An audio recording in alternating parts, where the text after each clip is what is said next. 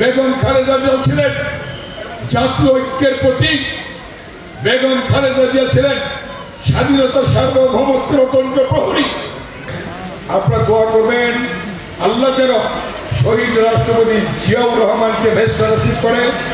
আপনারা দোয়া করবেন বিএনপির চেয়ারপারসন, 3 বারের প্রধানমন্ত্রী মরহুমা বেগম খালেদা জিয়াকে যেন আল্লাহ ভেস্ট নসিব করে।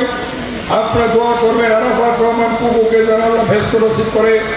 আপনারা দোয়া করবেন বিএনপির চেয়ারম্যান, দীর্ঘ 18 বছর নির্বাচনে থেকে যিনি বাংলাদেশে এসেছেন, কোটি মানুষ যাকে বরণ করে নিয়েছে, সেই জনাব তারেক রহমানের জন্য দোয়া করবেন আল্লাহ যেন রাষ্ট্র পরিচালনায় সুস্থভাবে তাকে পরিচালনার দায়িত্ব দেন, এই জন্য দোয়া করবেন আপনারা। আমি শুধু এইটু, অনেক কিছু করেছেন, রাস্তাঘাট, স্কুল, কলেজ, মসজিদ, মাদ্রাসা, মন্দির, ব্রিজ, কালভার্ট সব কিছু করেছেন। এখান থেকে বসিলা ব্রিজ দিয়ে যান মোহাম্মদপুর কয় মিনিট লাগে?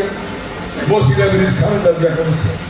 এদিকটা তোরাগের উপর দিয়ে যান মোরচাকান্দি, আরে আপনার মুরগাকান্দা হয়ে এখানে 8টা ব্রিজ করা হয়েছে আপনাদের এই রাস্তার জন্য।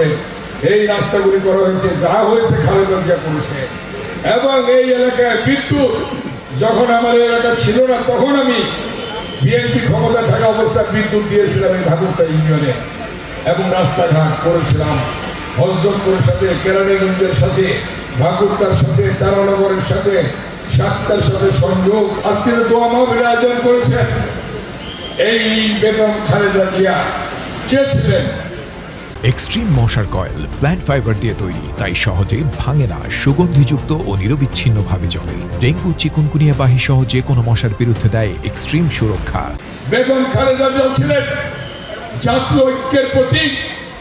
বেগম খালেদা জিয়া ছিলেন স্বাধীনতা সার্বভৌমত্বের অতন্ত্র প্রহরী। বেগম খালেদা জিয়া ছিলেন একজন বীরুত্তমের স্ত্রী। বেগম খালেদা জিয়া ছিলেন একজন মুক্তিযোদ্ধার স্ত্রী। বেগম খালেদা জিয়া ছিলেন একজন রাষ্ট্রপ্রধানের স্ত্রী, 3 বারের প্রধানমন্ত্রী, গণতন্ত্রের মা। আজকে তিনি আমাদের মাঝে নেই। আমরা আজকে মোনাজাত করে তার জন্য দোয়া করব এই মাহফিলে, দোয়া মাহফিলে।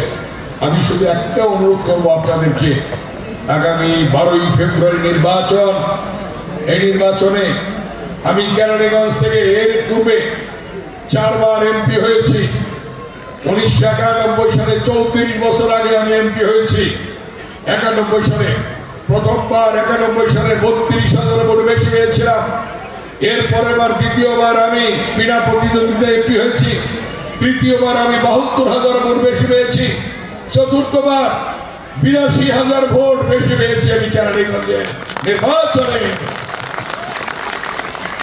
এখন আমার এই নির্বাচনে এমপি আমাকে মনোনয়ন দিয়েছেন আমার শ্রদ্ধেয় মুরব্বীরা, ভাইয়েরা, মা বোনেরা। আমাকে কি ভোট দেবেন আপনারা?